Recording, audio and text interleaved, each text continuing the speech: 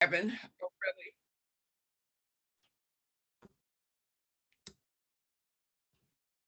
and I'm having a good day.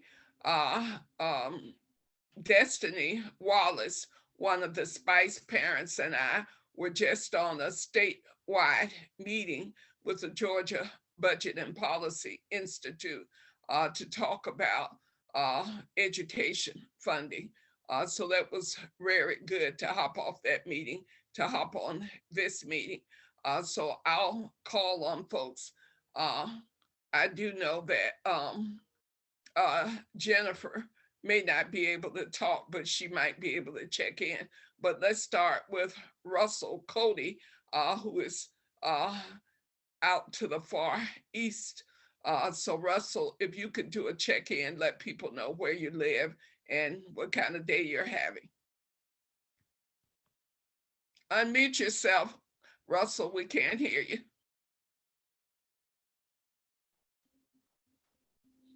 There we go. Okay.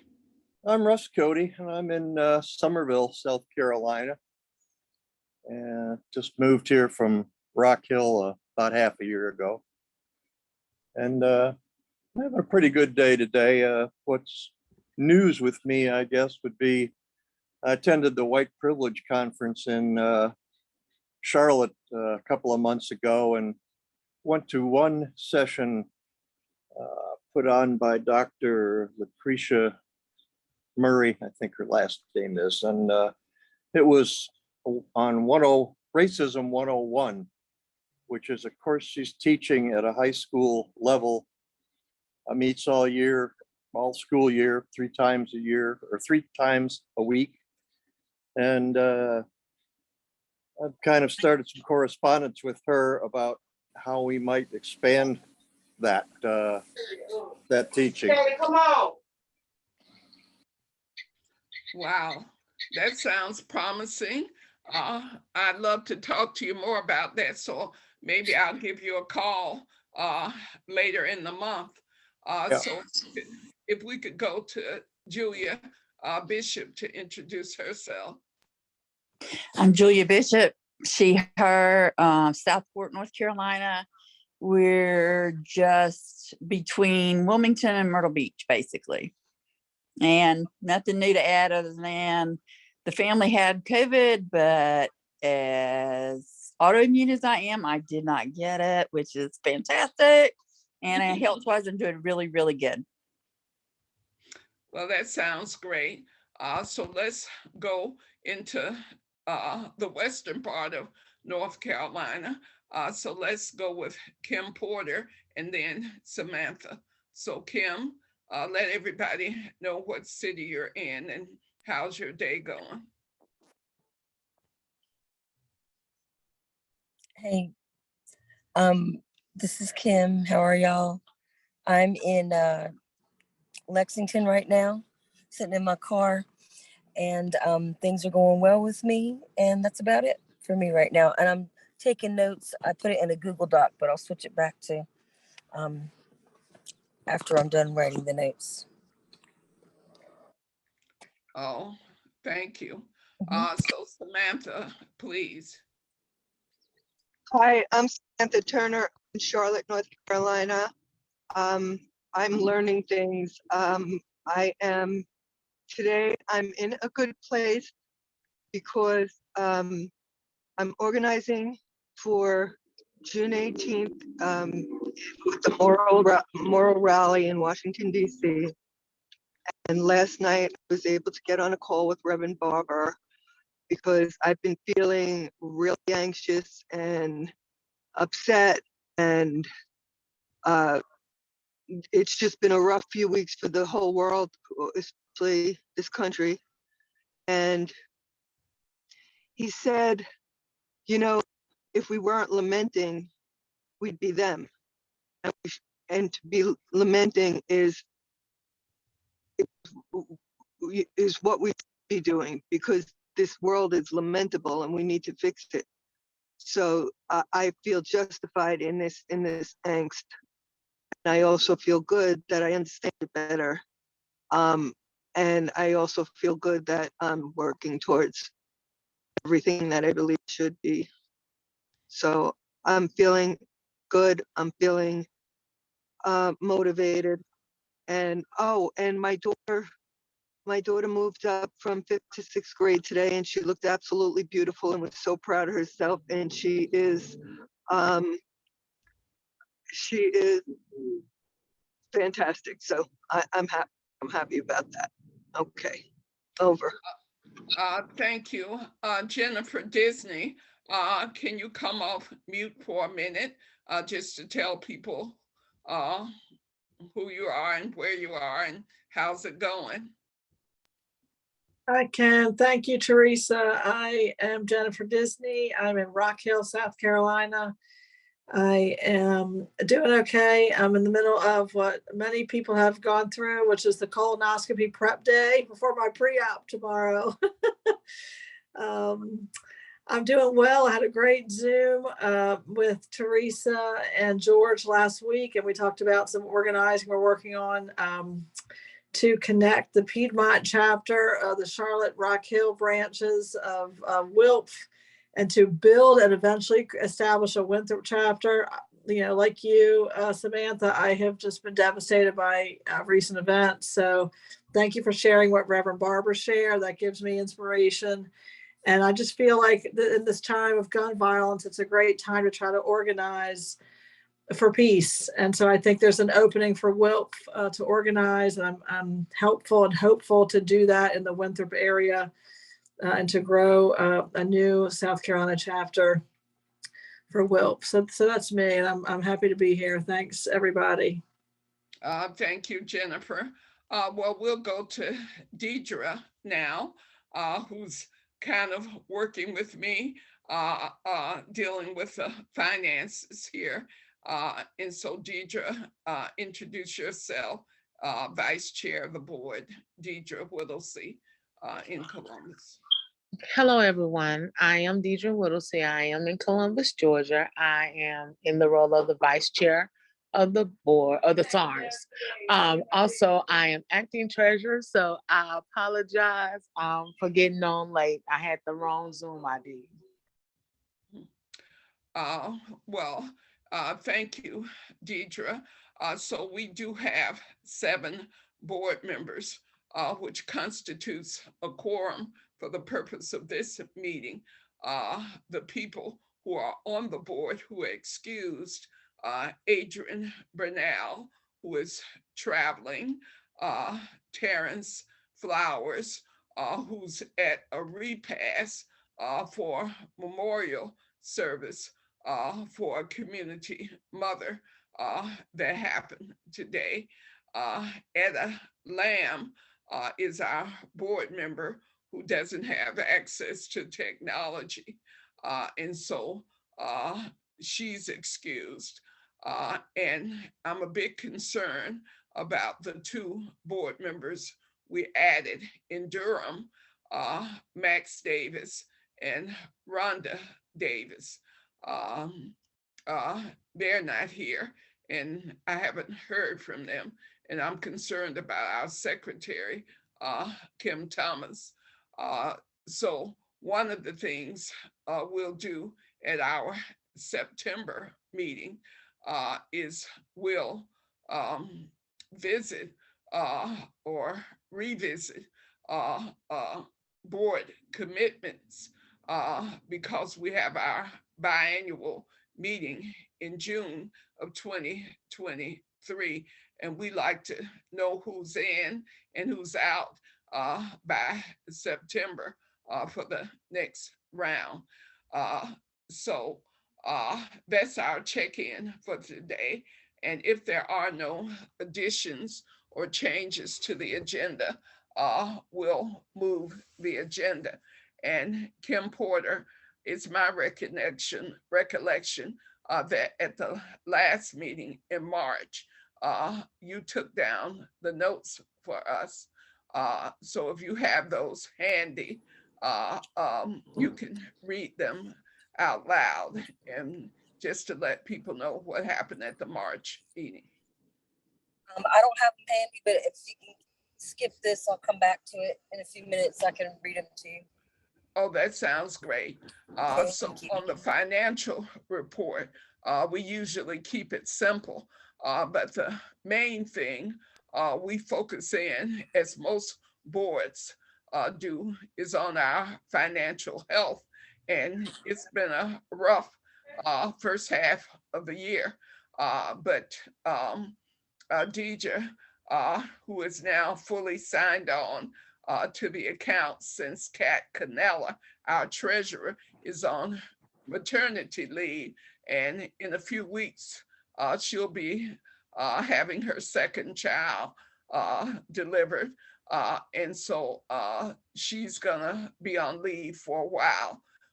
And so Deidre is kind of stepping in with me so we can try to keep track of the finances. So Deidre is simply gonna give the balances on all of the 3 checking accounts that we have. Okay. The Spice account has $522.66. The general account has $295.10, and the Fannie Lou Hamer account has $8.33 in it. Those are all the accounts we have with the Truist Bank. And I can tell you, I don't know why people are holding their checks. But in the account that's the Spice account, I did write checks that total $500 on Monday.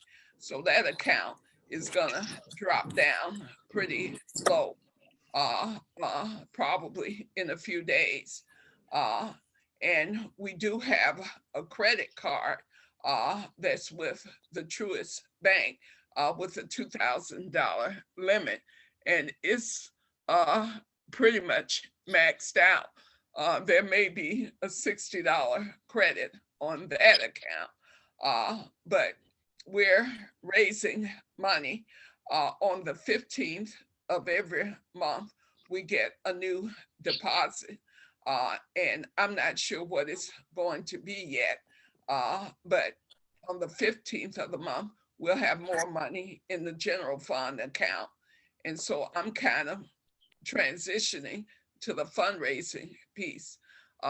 Thanks to everyone who has donated to my birthday fundraiser. As you know, we do ask board members to do a birthday fundraiser on Facebook. And I know that several folks have done the birthday fundraiser this year. Well, my birthday is June 27th. So I set up a $2,000 fundraiser. And when I checked today, we raised $530 so far. And I feel pretty confident that by the time the fundraiser ends on July 4th, that we'll raise the $2,000. And most of that money will show up in August, because it takes about 45 to 60 days for the Facebook money to show up. But the truth of the matter is we're kind of broke. And so we're still doing everything we're supposed to do in terms of the work. And we're gonna hear more about the work that we're doing, and people can get on my case about operating on credit cards until we can get in better shape over the next few months. So I'll stop now and make sure and answer any questions that people may have about the finances. Yes, excuse me, Teresa. Deidre, can you repeat those amounts to make sure I have them right, please? On the balances. Yes, ma'am. Thank The you. Fannie Lou Hamer account has $8.33. The general fund has $295.10.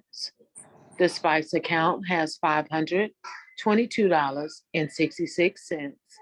And Teresa stated that she's written possibly $500 from the Spice account. So that will leave us at $22.66.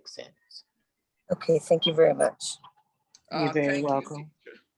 Deidre, for keeping up with that. And Kim, thank you so much for stepping into the secretary gap. Really appreciate it. No So problem. I would like to think this is a very important part of our meeting. So I would like to hear what other people think about our financial situation, but I would also like to acknowledge Jennifer Disney for sharing my birthday fundraiser. One of her friends in New York donated $100 to the birthday fundraiser, and Jennifer has donated to my birthday fundraiser on Facebook. And George has agreed to be an organizer for the birthday fundraiser. And George, please forgive me. I know everybody knows you and knows who you are since you were formerly on the board. But George Friday is now our primary staff person, and her basic role is to assist the board chair. So George sets up the Zoom meetings for not only the board meeting, but also for the Columbus Organizing Together project. And George does that for us at the rate of $25 an hour. And so it's usually 2 hours per meeting per quarter. So we owe George $100. So of that $295, George will be paid $100 tomorrow for the work she's done to set up tonight's meeting, in addition to the work that she's done to set up our coalition meeting, which will be tomorrow morning at 11. So I'm still asking, are there any questions about the finances and the state of things? Danita Gibson Lord and I will be raising quite a bit of money over the summer and the early fall leading up to the summit we're going to have in November, which will be face to face here in Columbus. And so we'll have time to talk about that at the September meeting. But just so you know, we're fundraising here in Columbus to try to retire some of our credit card debt. Jennifer Disney's hand is up. Oh, okay. Thank you, George. Jennifer, please unmute yourself and speak. Thank you, Teresa. I guess I just wanted to ask a couple questions about the finances. One concern is the timing, that we are raising money through the Facebook fundraiser, but it'll take time to get that. So I guess I have two questions related. Is there a way we can make donations right into a fund? And I know there's one, I think there are 4 different funds. And I imagine the birthday fundraiser that you're raising money for will be divided then kind of into those multiple funds where needed. And that kind of connects to my second question. What is our assessment of the expenditures that'll be needed in the different programs that are really getting, as you said, very tight and low right now? What is our assessment of upcoming expenditures now that we're trying to raise funds to fill those gaps?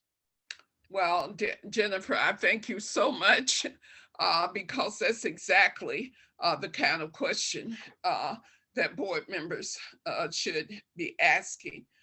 One of the things that I ask people to do is I ask people to write checks and send them to SARN because that money goes into the bank right away. So Wolf member in Tucson, Arizona, sent us a check for $150. Somebody else sent a check for $20. So I raise money by asking people to donate. And so any one of you who want to send a check to the P.O. Box in Columbus, Georgia, that would be greatly appreciated because that would go directly into the account that needs funds. I generally donate to the Fannie Lou Hamer account, and we owe the national office $62.50 for magazines that I got from them. And they're saying, don't worry about it, get to it, send it when you can. And I have definitely taken them up on that.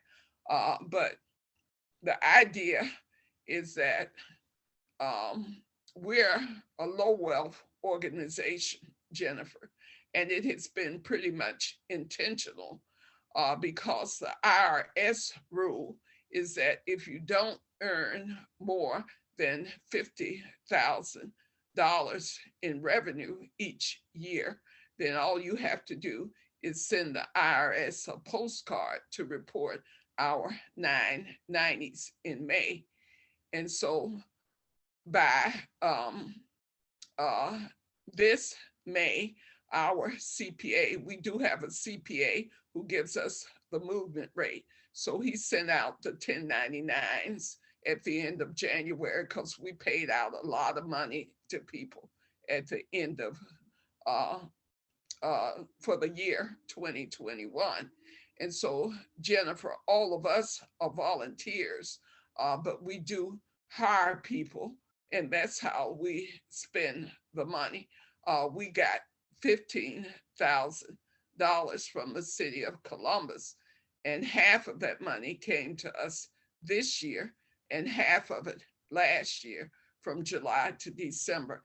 And that money is gone as of this month, the end of the fiscal year. So I really appreciate your donation. We don't need much money because we're an all volunteer organization, except for the few people that we pay. And we don't need to pay anyone else over the summer because the SPICE program has to raise its own money over the summer, and the parents who were getting paid understand that they got their last paycheck on Monday. And the reason why the balance is what it is, because for some reason, they all seem to be holding on to those checks and they haven't deposited them yet. Today is Wednesday, and I know usually they would go straight to the bank with the checks. But for some reason, we had such a great meeting on Monday, and I don't want them to keep holding the checks because I have accounted for it, and it's $500, $250 to the SPICE coordinator, Danita Gibson Lloyd, who donated $50 to the fundraiser today. But the other three parents in their 20s and 30s, hopefully they will cash their checks. We have two $75 checks and one $100 check.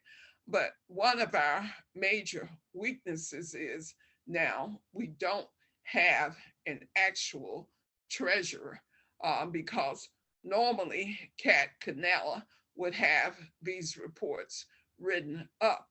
And so I think what Deidre and I will have to work on is giving more of a financial report that we can show on the screen and make sure that the secretary has it as part of the organization records, or that's what we need to do, Jennifer. So I'm glad to ask the question. I'm a bit overwhelmed with the fact that we don't have a treasurer right now. But Deidre and I are trying to do that. And the CPA keeps us honest. So who did we just lose from the meeting? George, can you tell who we lost?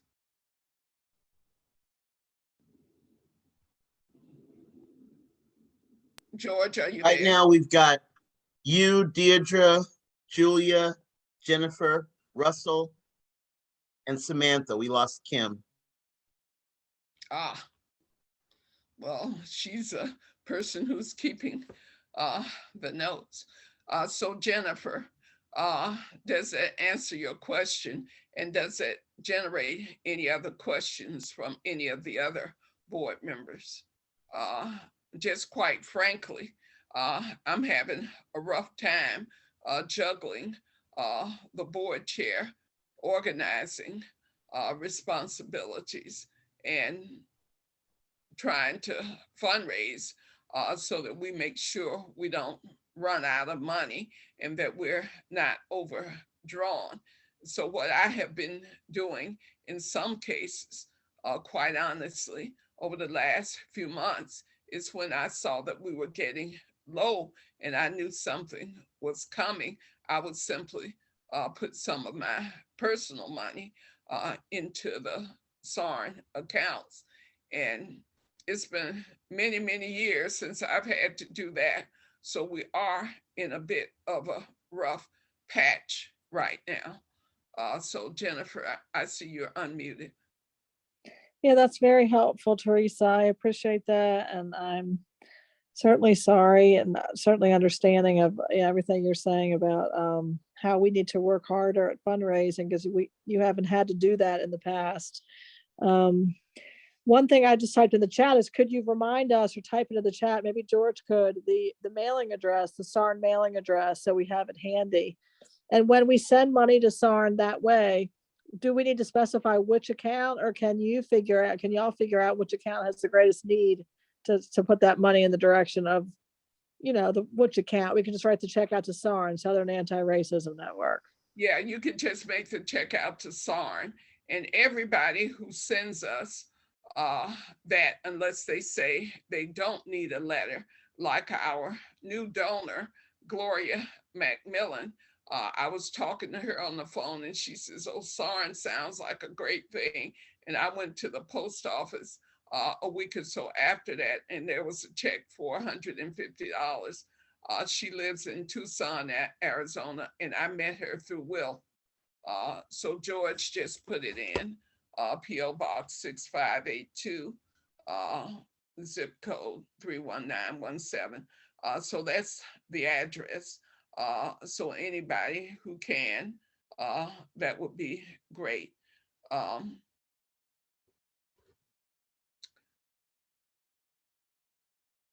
So if there, Deidre, did you have something? No, ma'am. I got locked out. I knocked out and I came back in. Oh, okay, great. Yes, Well, ma'am. let's move the agenda because we're very serious about stopping in 1 hour, and I think we can do it. So the next item on the agenda is WILF. Most of us are members of WILF. Jennifer, Samantha, Deidre, George, and I. Julia, did we ever get your membership done? Oh, unmute yourself, Julia. No, ma'am. I tried to also join on the website just on my own, and all there is a donate button. I can't find a way to actually just join. So, like I said, I was told it was going to be provided for 1 year, and then I would do it myself after that, which I have no issue with. But if I could just even find a way to join, I would. But it's I not can help here. you with that, Julia. Okay. Okay. That'd be great.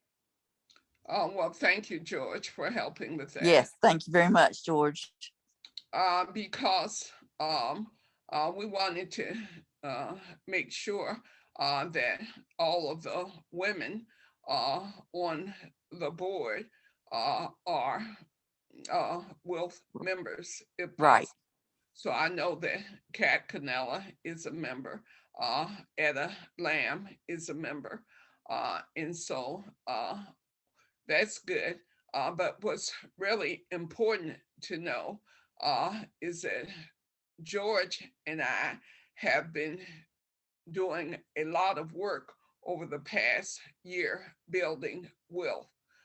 So WILF is officially uh, um, uh, an adopted project of the Southern Anti-Racism Network as we work on the anti-racist transformation of WILF.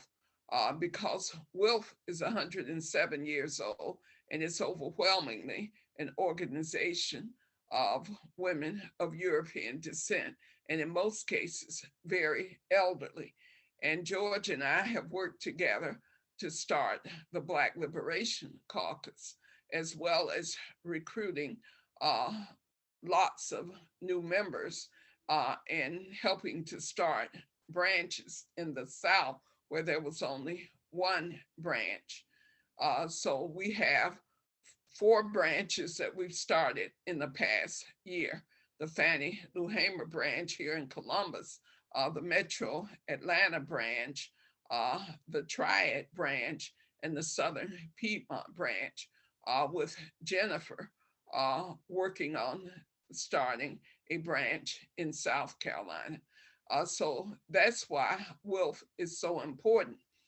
And what you should know, which is getting into the finances too, I applied for and received a credit card for SARN, and that credit card has given us access to some more flexibility, and it has a 0 interest. So for the work that we're doing, building to the Poor People's Campaign, we're using that credit card to help restart the DC branch, and for me to represent the organization in DC for several days in connecting with George. But SARN is totally committed to the Poor People's Campaign. And my guesstimate is that paying for the refreshments in DC for the restart of the DC branch, in addition to my travel and other expenses, there's probably going to be about $1,000 put on the new card. So that's what's going on in terms of supporting WILF and the Poor People's Campaign. And I don't think I asked you this in advance, Samantha. And I know you're talking about how challenging things are, but I know what a great job you and George are doing on the Poor People's Campaign. So that's the next project that SARN is totally committed to. And there are several of us who will be in DC for the Poor People's Campaign, not the least of which is Samantha Turner. So Samantha, can you give us a report from the North Carolina perspective about the Poor People's Campaign? Well, from the circle perspective, we're working our butts off to people who have not voted in the last election to get the midterms and mobilize this campaign. I went out on Saturday, I'm happy to say, and so many people are signing up and they're interested and they hear the name, and now it's just growing and people are getting on the buses here, go to DC. They've packed food for each other and themselves, and we're providing food, and there's going to be a community dinner on Friday night. There's going to be a Shabbat service on Saturday morning for everybody, and there's going to be a memorial on Friday night also for the people we lost to COVID. It's going to be a really powerful event. We are representing we have to present in numbers that we are not going anywhere. You know, we are a force, we are a movement, and we're not going to stop until. So yeah,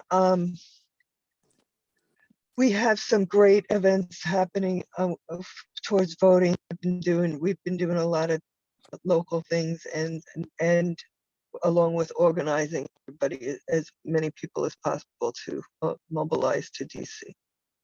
So Well, let me ask others. So I know that George, Samantha, and I will be in DC. Will you be in DC, Kim Porter? Yes, I'll be in DC. I'm going up as a bus captain from Greensboro on the day of the event. So I won't be there the night before. That's great, because we'll have several board members and our primary staff person who will be in DC. And the Southern Anti-Racism Network is a partner organization.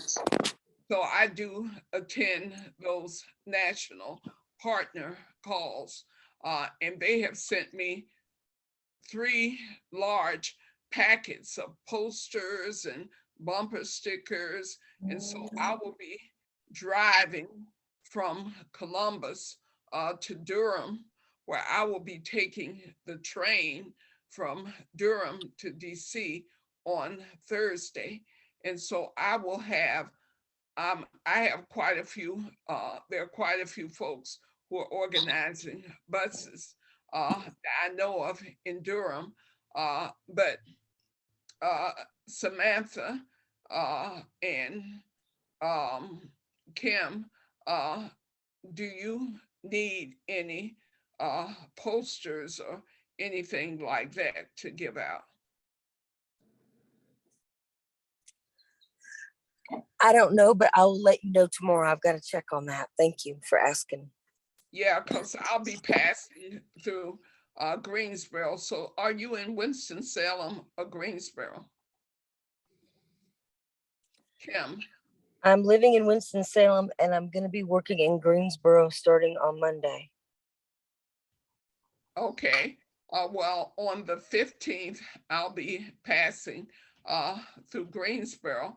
So maybe I can do a handoff to you at some point on the 15th, which is a Wednesday. I may travel through on that Tuesday, but I know for sure I'll be passing through Greensboro on Wednesday. And I do have, and these are nice little. That's great. Thank you. Yeah, these are nice little packable posters, so you could easily hold them. And it's just so much stuff. I told a guy who's in charge of the partners meetings that I had received 3 of these packages. And so I got a bunch of folks in Durham who are going to be getting on buses. So I'll be giving out posters to them.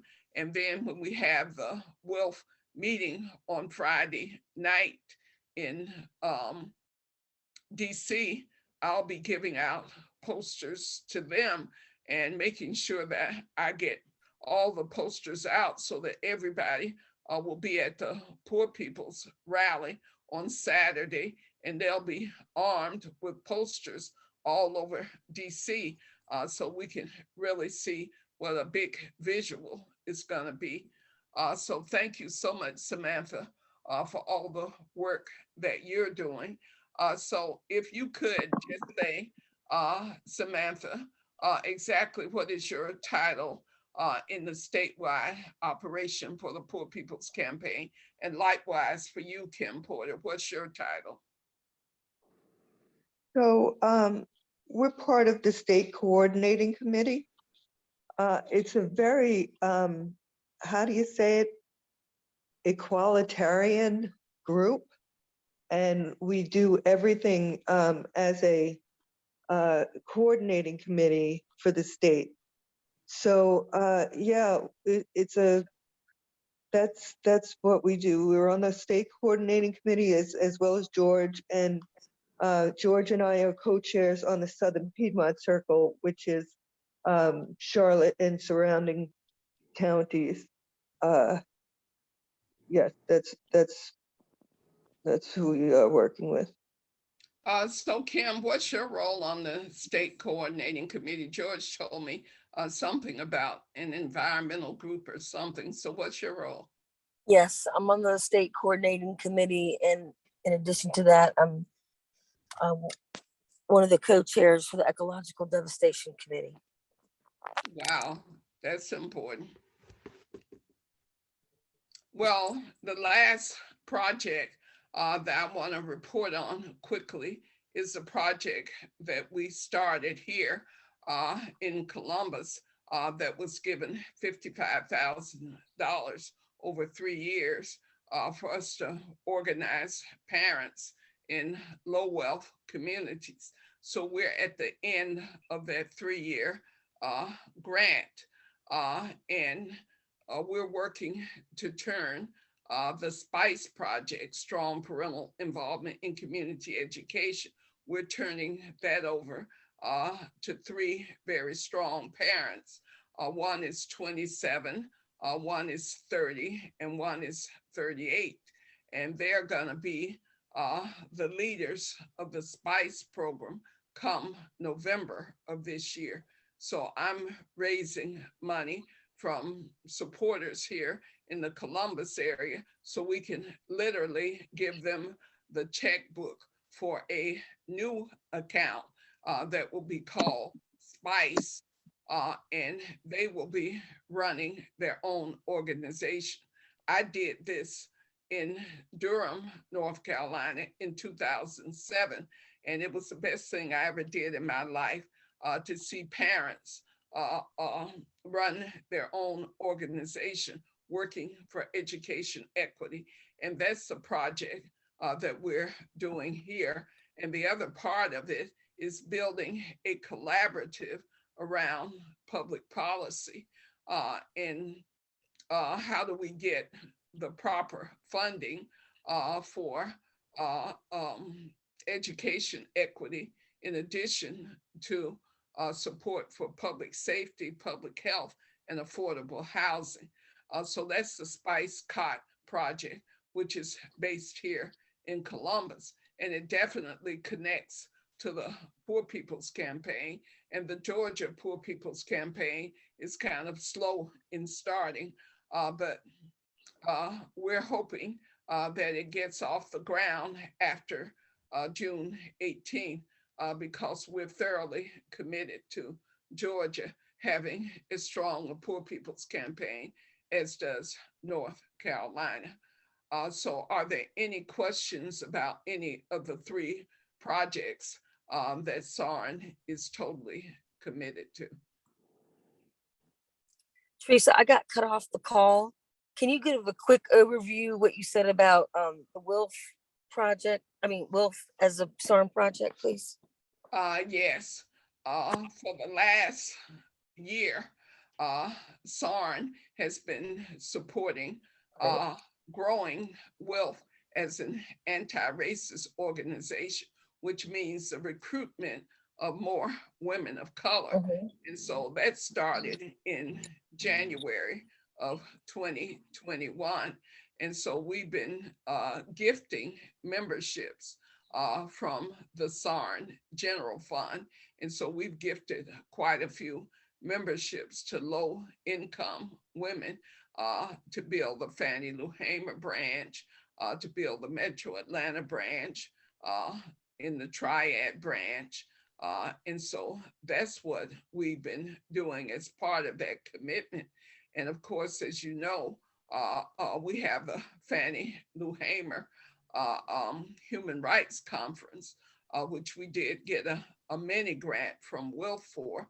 And so we're in a close partnership with WILF to the point where the international WILF has invited us to do a workshop on equity and inclusion. And it's basically a workshop that's sponsored by SARN and the Black Liberation Caucus of Wilf. So that's what I was saying, to make it clear that Wilf being transformed into an anti-racist organization, including developing the European Descent Allies Caucus, which the two of you, Kim and Samantha, have agreed to be a part of. So that's how we are really deepening our relationship in Wilf as part of the anti-racist commitment. Thank you. Okay, so we're down to any other business. Do we have any other business to come before the board before we determine what our September meeting is? Well, hearing no other business. So George, I haven't looked at the chat, so who's writing in the chat?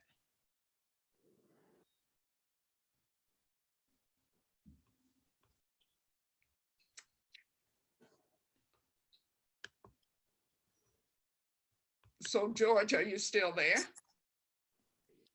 Sorry, yes. Jennifer put a thank you in the chat to everyone. And that's all, just my putting in the address, and that's it. Oh, It's the shortest chat I believe I've ever seen. I have a question if we have time. yes, go right ahead. So the question, you may have already addressed this when I got cut off, but I was wondering, are there any grants that we're still waiting to hear from? I know I've seen the emails about, what we weren't granted, but are there any in the works that can help us with this, the financial issues? I know we're doing fundraisers and that's great. Just wondered about any other things in the works for that. Well, I must tell you, Kim, I have a real bias against foundations. We have been denied several, two grants. The Plowshares grant, which they call themselves talking about equity rises. Nobody I know got that money. They said they had 170 applications, and you would have thought that they would put out. I guess I'll go to their website and see who actually got funded, but we were not funded. And then we applied for the Resist grant for $4,000, Right. and we did not get funded for that. And what SARN has prided itself over these 24 years, Kim, is raising money from individuals. And I give a lot to SARN. Right. And, so we do raise generally what we need to raise from individuals. Right. Thank you. Is the way we operate. And so I'm not inclined to do any more grant writing until after the SPICE program becomes independent, because I think we can raise money as a fiscal sponsor for the parents' organization, and that would be easier, but not a lot of foundations want to give to nonprofits who are outright fighting white supremacy. That's true. Just a fact, because they have corporate sponsorships on the board, and most of them are not so inclined to do to support organizations that say out in the open, we want to dismantle white supremacy. And that's been true throughout our 24 years. But there used to be a network of progressive funders, but that network no longer exists. So corporations in general fund these foundations, and I'm just not inclined to waste any more time writing grants when we can raise money from individuals. Samantha's hand is up. To ask about that. Yeah, thank you. So let's look at our calendars. Samantha's hand is up. Oh, okay, Samantha, go right ahead. I just wanted to mention that we're working on education here in Mecklenburg County. The school board is really a failure. It's a complete failure. I don't mean the school board, the school system as a whole, not, Yes. not just the school board. The whole system is a mess. And we're trying to find solutions as well. And we're looking at the community school model. And I thought maybe I was wondering, Teresa, if you've looked at that at all. Well, I thoroughly support public education, and I think we should make it accountable to work for us because the state of North Carolina and the state of Georgia and many of these states have pulled back funding for K-12 education, which is why there's a crisis in retaining teachers. So the project that we're doing here in Georgia is called Fund Georgia, which is primarily around getting the state resources to actually sufficiently fund K-12 education. So I'll let you know more about how that's going because I did a lot of work in North Carolina around education, not incarceration. And Mecklenburg School District has always been a problem. And so there are lots of lawsuits that are filed against Charlotte Mecklenburg. And there's a pretty good school board, I think, around Greensboro. But at some point, we may do an event in North Carolina where we bring together representatives from different school districts, school board members to talk about what the challenges are. So maybe we'll get a chance to chat about that because Durham Public Schools has been pretty strong in fighting for education equity. Chapel Hill, Carborough, and so that's one of the best school districts in the state. And so I've done quite a bit of work in North Carolina around education equity. And I know that Charlotte Mecklenburg has been consistently a problem. And I do believe it's the largest school district. It always kind of goes between Wake and Mecklenburg, but I think Mecklenburg may be the largest school district in North Carolina. Do you know for sure? No, I'm not. I believe it is, but I'm not sure. Yeah, well, just do a little bit more research on how Charlotte Mecklenburg compares to some of the other major school districts, and that would be Durham, Wake County. Those are the major ones. And then Greensboro, Guilford County. So if you could do a little bit of research, they all posted on the websites. So it shouldn't be hard. But in that way, you can talk about how the state funding is not fair in terms of education equity. But we can talk more about that. Because that is kind of my specialty, is working on education equity in North Carolina and now in Georgia. Right. So let's look at the week of September 5th after Labor Day. So Wednesday nights generally pretty good because by that time school would have started up for you, Jennifer. So what does it look like for you in September? So that's a good question. We usually do Wednesday nights, right? Tuesdays or Wednesdays is what we usually do. Okay. Well, we're hoping to have you at Winthrop, Teresa. Sometime International Peace Day is the 21st. of September. So I would say let's not do that week. We're hoping to have you here doing a program with us. But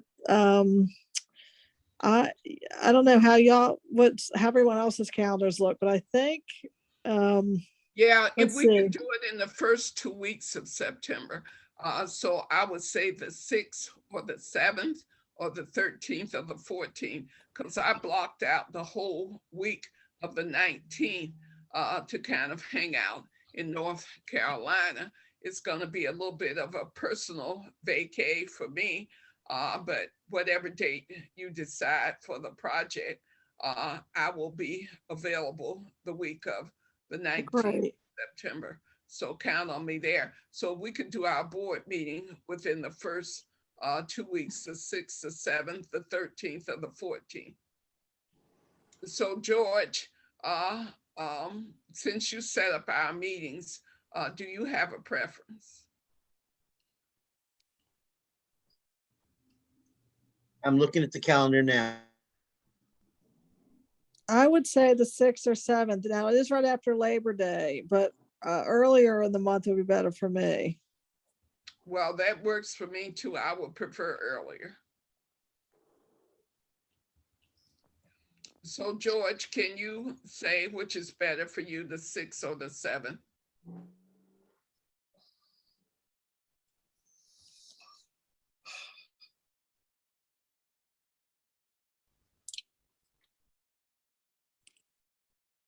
And I'd like to ask, because Terrence, our board member here, he seems to always have something going on around 7 p.m.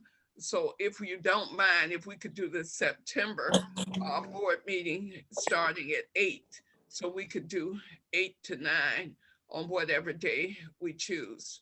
So You please, know, folks, because it's a little after 8. And we How's the 7th? last item, huh? 7th, Wednesday, the 7th. perfect. I just realized I teach Tuesday night, so I was going to put in a pitch for the same argument, George. So yes, Wednesday the 7th sounds great. Starting at 8 p.m. Yes. Sounds So good. Wednesday the 7th, 8 to 9. So that's great. So those of us who are on the admin committee, we will be meeting in July and August to talk more about the finances. And that means Kim Porter, Deidre, normally Kim Thomas would be a part of that, and Adrian and myself. So we have a 5-member admin committee. So I'm looking forward to your participation when we choose a date in July for that meeting, Kim, but we need to catch up with Kim Thomas to find out what's going on with her. So if there's no other business to come before the board, can we get a motion to adjourn? Do you want me to, I'm sorry, do you want me to do a quick overview from the last admin meeting? Or you want to wait till the next meeting? Yeah, let's just wait till the September meeting, and we Okay. will do the March and June minutes. And in the interim, you and I can go over them and make sure everything is together. Yeah, I sent them to you, but I'll send them to you again. Thanks. Oh, And I'm that gonna send sounds those to perfect. you right now, so you can go over these as well. Thank you. Okay, so are we all collectively ready to adjourn? I make a motion to adjourn. Motion, I second the motion. Okay, thank you. Are there any objections to adjourning? Well, everybody turn on your cameras if you can and wave so we can see each other. I see Julia, I see Russell, and I see Deidre. So, and there's Kim, you're in your car, my goodness.